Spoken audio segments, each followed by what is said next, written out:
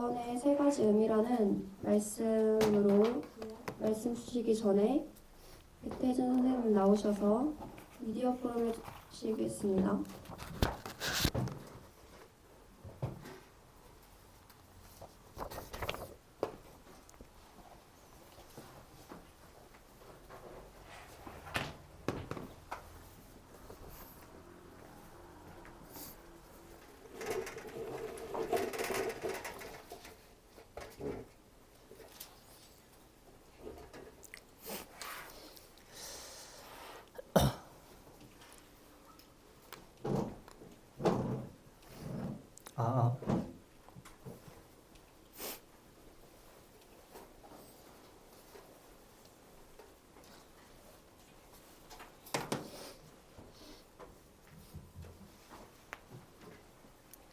찬양팀 바로 앞에.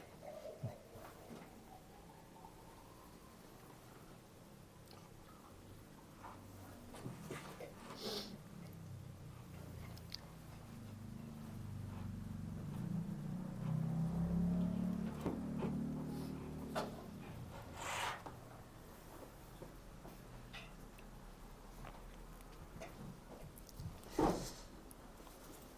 오늘의 주제는 중심이 미래를 좌우합니다 라는 주제인데요. 원래는 다른 주제를 준비했었는데 그저껜가 3일 전에 갑자기 이런 마음을 주셔가지고 개인적인 제가 와닿고 묵상이 되었던 내용입니다. 여기 말씀에 보면 다윗이 블레셋 사람에게 이르되 다윗이 나는 만군의 여호와의 이름 곧 네가 모욕하는 이스라엘의 군대의 하나님의 이름으로 내게 나아가노라 이렇게 말했습니다. 진짜 중심이 바른 사람은 자기 중심과 생각으로 가는 것이 아니라 오직 하나님의 중심으로 간다라는 것이 하나님께서 저에게 와닿게 하셨습니다.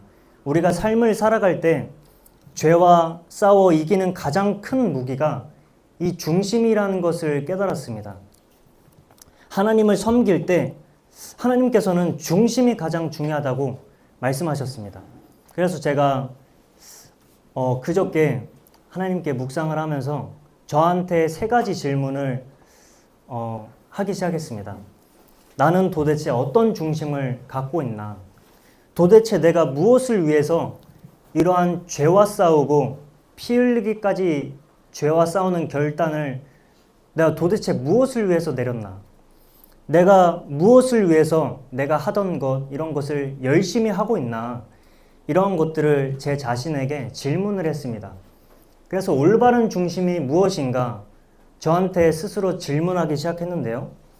나의 성공을 위해서? 내가 영광받고 한 자리를 얻기 위해서? 아니면 안정된 삶을 살고 안정된 직장과 가정을 꾸리기 위해서 내가 과연 이 죄들을 싸워 나가는가? 질문하기 시작했습니다. 하나님께서 주시는 부와 명예는 올바른 중심을 가진 자에게 축복이 따라붙는 것이지 수많은 크리스천들이 무언가를 얻고 이제 저마저도 부자가 되는 것에 초점을 맞추고 그것을 위해서 죄와 싸우는 곧 올바르지 못한 중심을 갖고 결단하는 제가 발견이 됐습니다. 그리고 제 노력으로 죄와 싸우고자 하면서 저의 노력이죠. 내가 생각하는 삶이 이루어지지 않으면 이제 좌절하고 하나님과 멀어지며 원망하는 그런 상태에 있는 크리스찬들이 발견이 됐습니다.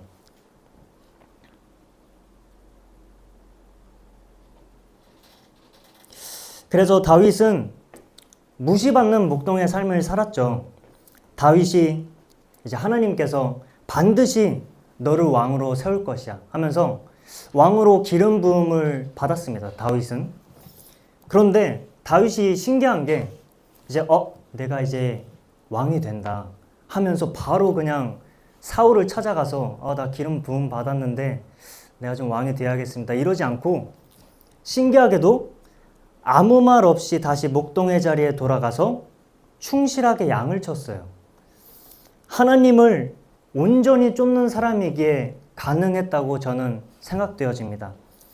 다윗은 죄와 싸우고 오늘 진짜 말씀과 기도 속에 살아가는 그런 가득한 삶을 사는 것은 정말 그것을 하나님께서 기뻐하시고 나는 진짜 하나님으로만 만족할 수 있기 때문에 진짜 죄와 싸우고 결단한 것이지, 그렇게 살아간 것이지, 다윗은 그렇지 않았더라고요.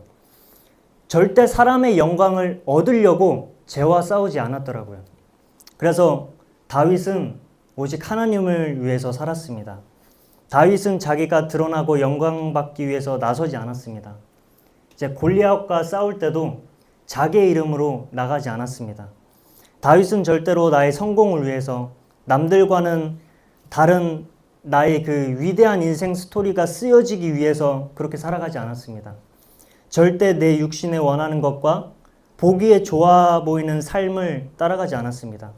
그저 하나님과 오늘 함께하며 진짜 하나님께서 주시는 행복을 누리고 하나님과 함께하며 진짜 하나님께 순종하는 삶을 목표로 두고 치열하게 싸웠던 것입니다. 하나님께서 기뻐하시고 원하시기 때문에 그러한 영적인 싸움을 했던 것입니다. 진짜 사랑하기 위해서 하나님을 사랑하기 때문에 걸었고 그 걸었던 여정이 돌아보니 독특한 나의 여정이 쓰여진 것 뿐이지 그렇지 않았더라고요. 막 이렇게 무엇인가 이루기 위해서 무엇인가 막 얻으려고 위해서 이런 것만 초점을 맞추고 다윗은 걷지 않았습니다. 그래서 제가 묵상을 했는데 예수님은 어떻게 하셨나요? 예수님은 항상 자기 중심이 아니셨습니다. 자신을 완전히 비우시고 우리를 사랑하사 하나님께 죽기까지 순종하심으로 십자가를 지셨습니다. 자기를 완전히 비우시고 자기를 완전히 부인하셨습니다. 오직 하나님의 뜻과 영혼을 위해서 사신 분이 예수님이십니다. 그래서 예수님께서 이제 말씀하시죠. 진짜 예수님은 하나님의 뜻을 행하러 왔습니다. 하나님의 뜻을 행하러 왔습니다. 자기 중심을 완전히 내려놓으셨습니다. 우리는 우연히 태어난 것이 아니라 하나님께서 반드시 어떠한 계획을 갖고 지으셨는데 우리가 세상을 영광을 얻기 위해서 태어난 것이 아니라 정말 하나님의 뜻을 이루기 위해서 우리가 이 땅에 보내심 받았습니다. 그래서 우리가 자기 중심에서 완전히 벗어나서 정말 하나님의 중심으로 가야 됩니다. 이것을 알 수 있는 방법은 너무 쉽습니다. 이제 내가 홀로 있는 그곳에서 이제 하나님께 여쭈는 시간을 가지시면 됩니다. 내가 홀로 있는 그곳에서 들어가고 이제 하나님께 들어가고 찾고 구하는 시간을 가지면 됩니다. 내가 홀로 있는 방 안에 들어가면 저는 그냥 홀로 있는 방에 들어가면 제 자신이 보여요. 내가 어떤 것에 집중하고 있고 어떤 것을 생각하고 있고 진짜 그 홀로 있는 시간을 하나님께 드릴 때 하나님께서 나에게 은혜를 부어주시고 알려주십니다. 내 안에 의자가 예수님인지 아니면 이제 내 자신인지 사탄인지 이것이 정확하게 보이기 시작합니다. 그래서 이것을 발견할 수 있는 힘은 하나님과 함께 할 때 이제 발견해지게 됩니다. 그래서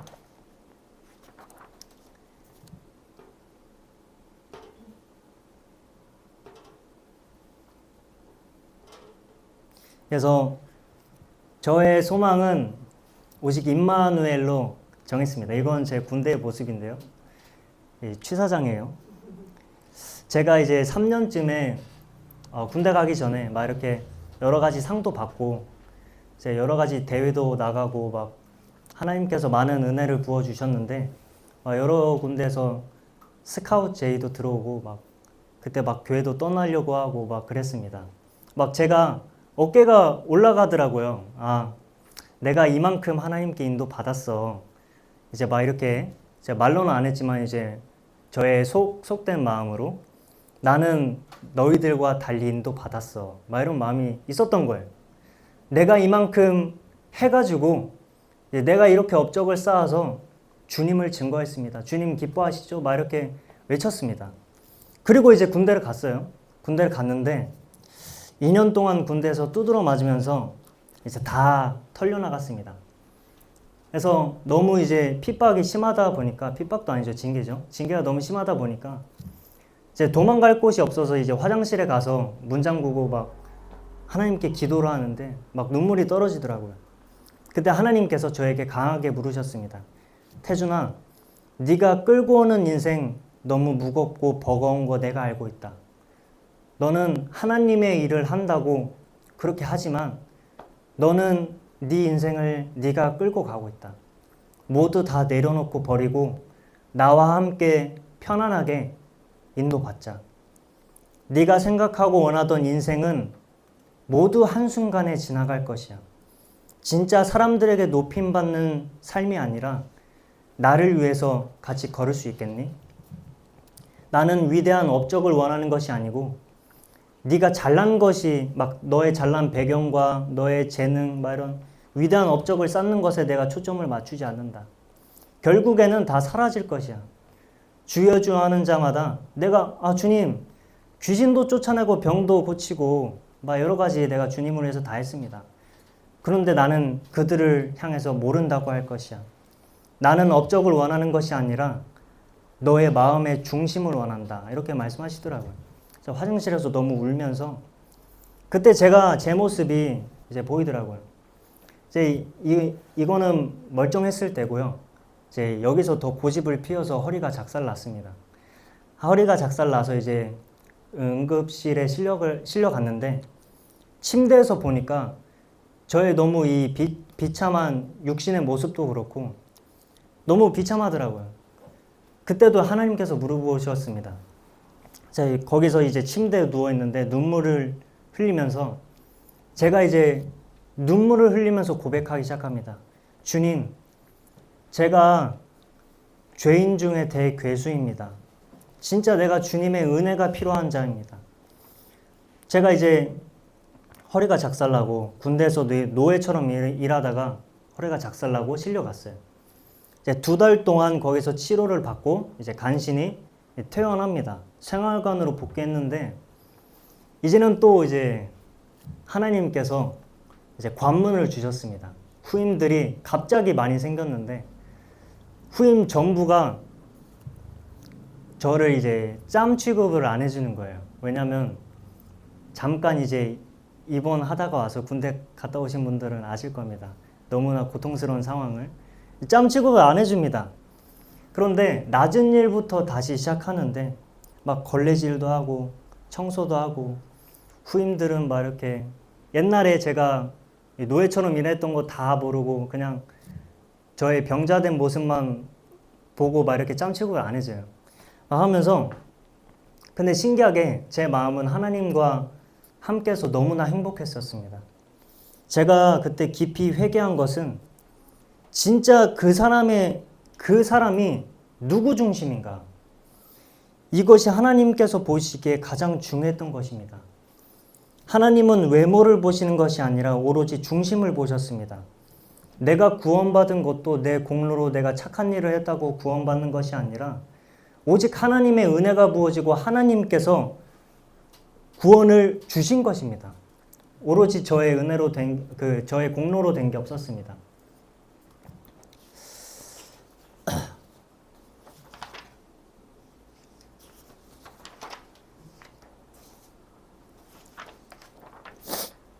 그래서 요즘 매일 하나님께 고백하고 있습니다. 저는 죄인 중에 대괴수입니다. 주님의 은혜로는 살아갈 수 없습니다. 주님, 전 세상에 좋은 것 이제 다 필요 없어졌습니다. 내가 진짜 오늘 주님과 함께 살아가도록 저에게 은혜를 부어 주옵소서 하면서 이제 다윗과 여러 가지 이제 성경 인물들을 다시 보는데 뭔가 보이기 시작했습니다. 다윗이 골리앗을 쓰러뜨리고 국가적인 영웅이 됐는데 이제 끝까지 겸손하고 내가 이렇게 골리앗을 쓰러뜨렸습니다. 이렇게 생각하지 않았더라고요.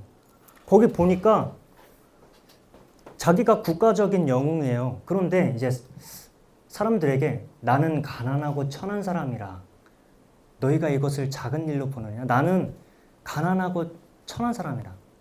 이렇게 말했습니다. 전적으로 하나님께서 이루신 일이고 하나님께서 계획하신 일이다. 나는 진짜 하나님의 은혜를 받았다. 이렇게 뭔가 고백하는 것처럼 저는 느껴졌습니다. 그래서 오늘 전적인 하나님의 의지를 하며 진짜 하나님께서 원하시는 것은 무엇인가? 이 고백을 하면서 오늘을 충실히 도전한 것처럼 보였습니다. 그런데 다윗이 왕이 되고도 똑같은 고백을 하더라고요.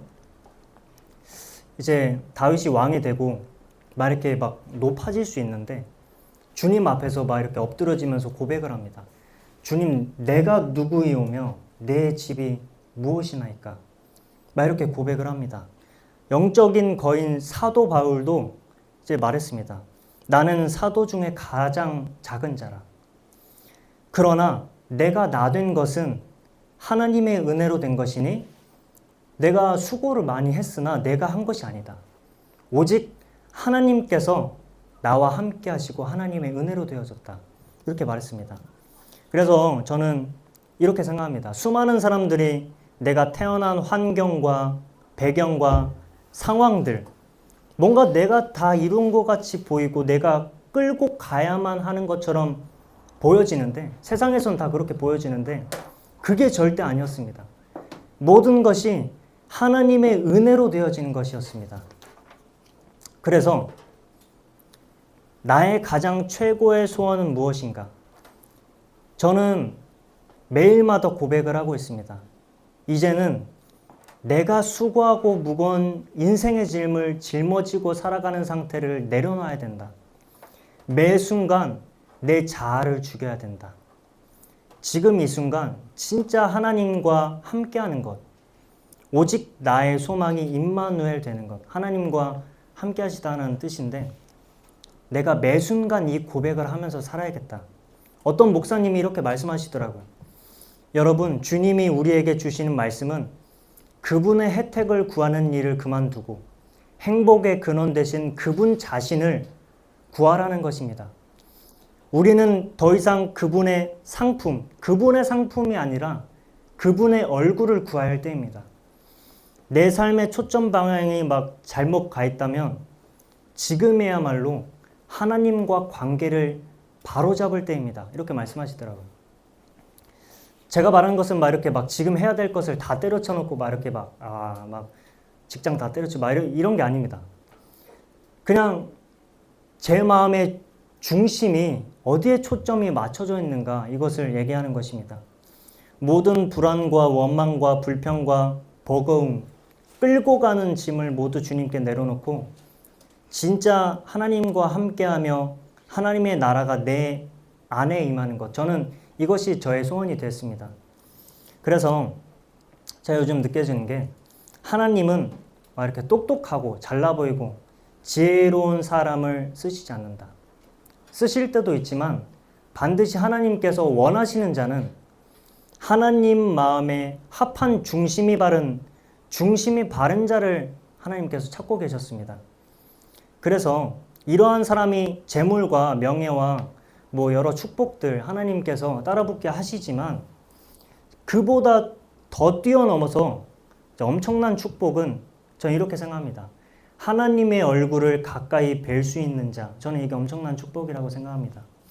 그게 진짜 축복이 될 것입니다. 철저하게 내 방법과 내 생각과 여러 가지 내가 의자에 앉은 이런 마음들, 이런 것을 철저하게 내려놓고 하나님 앞에 나아갈 때 진짜 하나님께서 평안을 주시고 모든 것을 인도하시는 삶을 경험하길 이제 다 같이 기도하겠습니다. 아멘. 이상입니다.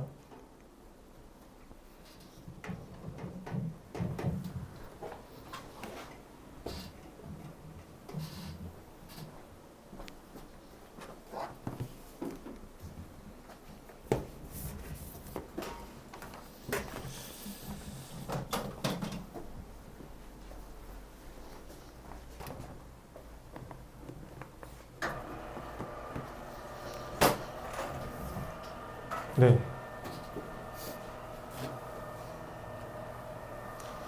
오늘 로마서 8장 2절 말씀 한번 다시 읽어드리겠습니다.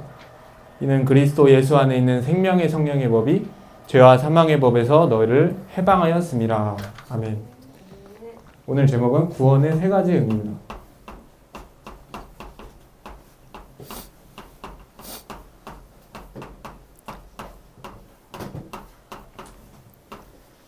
보통 구원이라고 하면 죄사함을 먼저 의미합니다.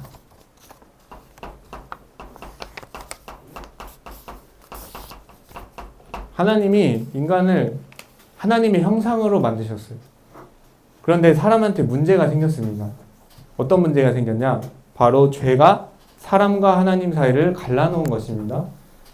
이사야서 59장 2절에 오직 너희 죄악이 너희와 너희 하나님 사이를 갈라놓았고 너희 죄가 그의 얼굴을 가리었다. 이렇게 되어 있습니다. 그러니까 하나님과 인간 사이의 유일한 죄는 죄예요. 하나님의 법에 따르면 죄를 지은 사람은 죽어야 합니다. 로마서 6장 23절에 죄의 삭은 사망이요 이렇게 되어 있어요.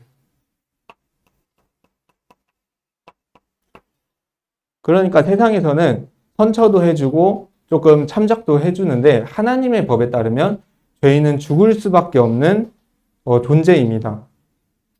히브리서 9장 22절에도 피 흘림이 없은즉 사함이 없느니라 이렇게 말을 하고 있습니다.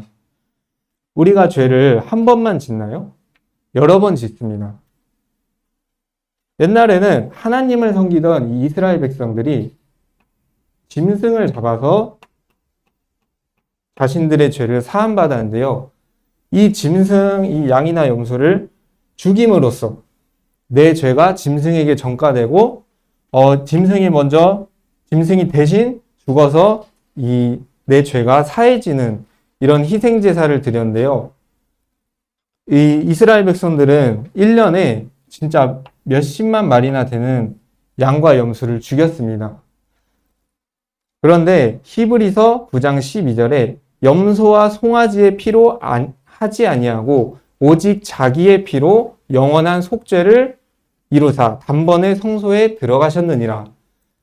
하나님은 더 이상 이렇게 짐승을 잡아 죽이는 제사가 아니라 하나님의 아들이신 독생자 그리스도 예수를 보내셔서 단번에 딱 한 번에 영원한 제사를 드리셨어요. 영어로는 리딤이라고 합니다. 속죄, 대속이란 뜻인데 값을 주고 노예에서 사왔다 이런 뜻이에요. 값을 주고 노예에서 사왔다. 그러니까 예수님의 피가 보좌에 뿌려져서 영원한 속죄 제사를 이루신 것입니다. 히브리서 9장 27절에 보면 한 번 죽는 것은 사람에게 정해진 것이요 그 후에는 심판이 있다라고 했습니다. 죄인인 상태에서 죽으면 하나님 앞에 심판받을 수밖에 없고 또 지옥에 갈 수밖에 없습니다. 제가 아까 뉴스를 봤는데 전북 무안에서 오늘 오전 10시에 181명이 탄 여객기가 추락을 해서 거의 다 사망을 했다고 합니다. 그러니까 2명이 구출되었는데요. 저는 이것을 보고 이런 생각이 들었습니다.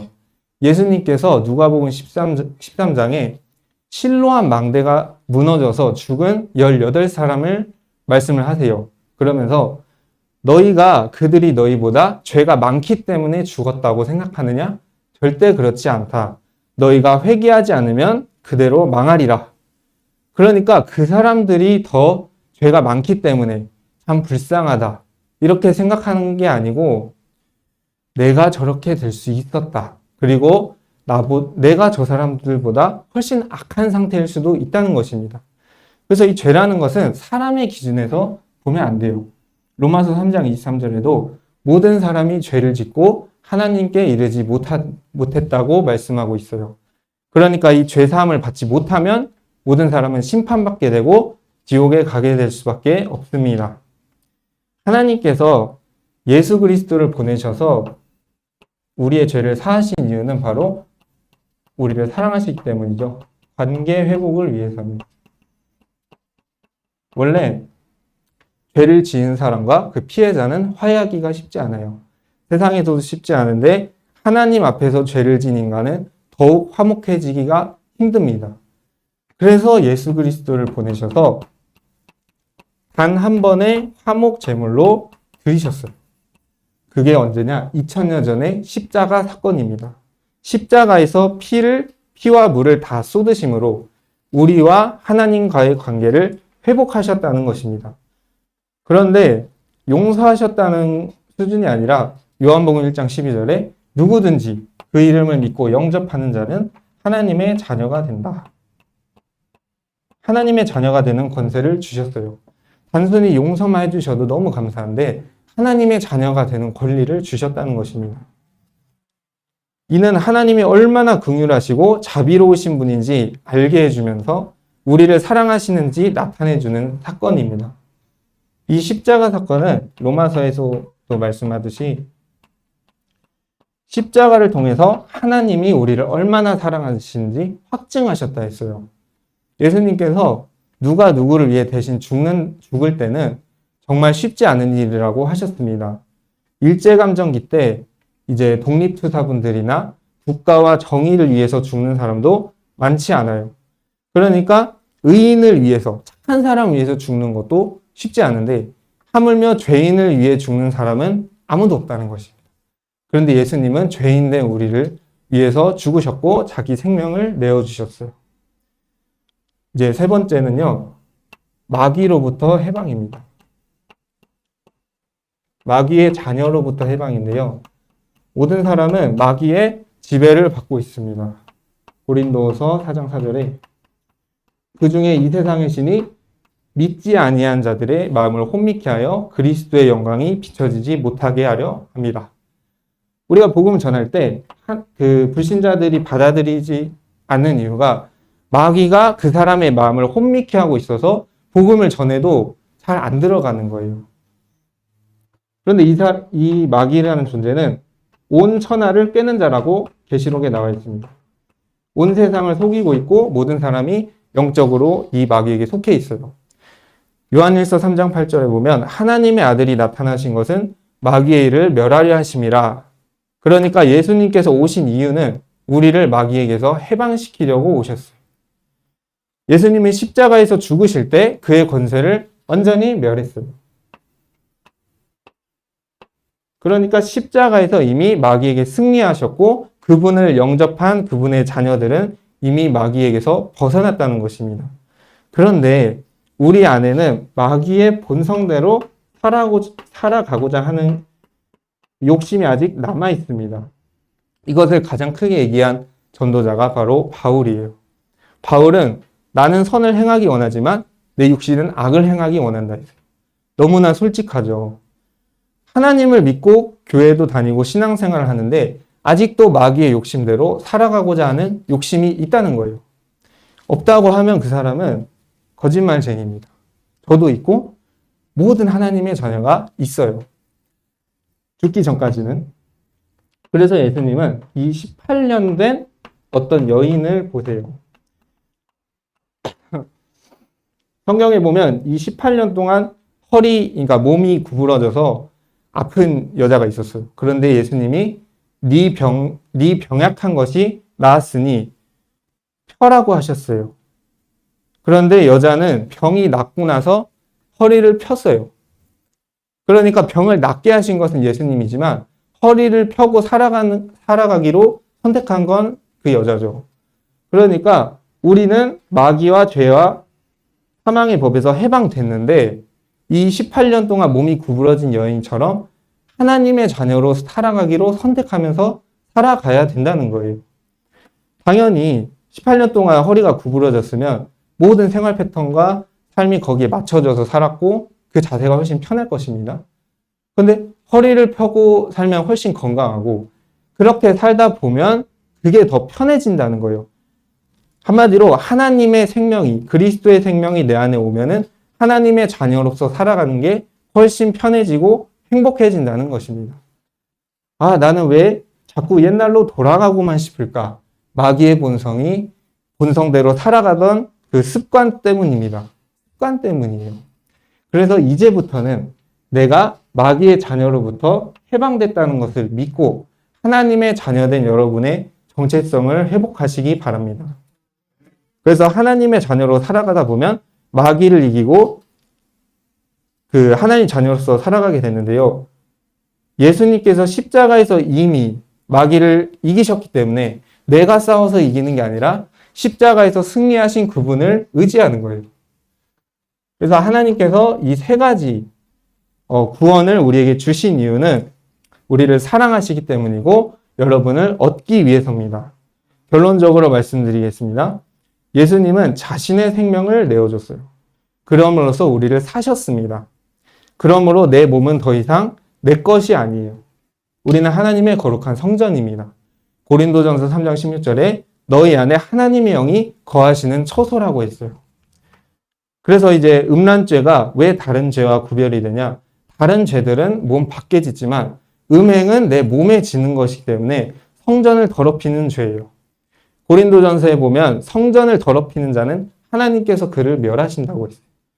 그래서 우리는 음행을 피해야 되고 다른 죄와 마찬가지로 이제는 마귀의 본성대로 살아가는 게 아니라 하나님의 자녀로서 내가 살아가겠다.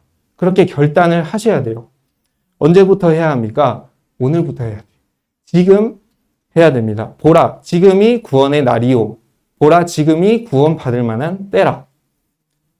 여러분은 이제 하나님의 소유가 되었습니다. 더 이상 마귀가 여러분 소유하지 않고 하나님이 여러분을 소유합니다. 그때부터는 하나님이 나를 대신해서 싸워주실 것입니다. 예수님의 피값으로 사신 생명이 바로 나라는 사실을 잊지 마시기 바랍니다. 기도하고 마치도록 하겠습니다. 살아계신 하나님 감사드립니다. 아들의 생명을 내어주시고 나를 구원하시는 예 감사드립니다. 아버지의 깊은 사랑을 오늘도 체험케 하옵소서. 다시는 예전처럼 죄의 길로 가지 않고 아버지의 뜻을 따라 행하는 자가 되게 하옵소서. 감사드리며 예수 그리스도 이름으로 기도드렸습니다. 아멘.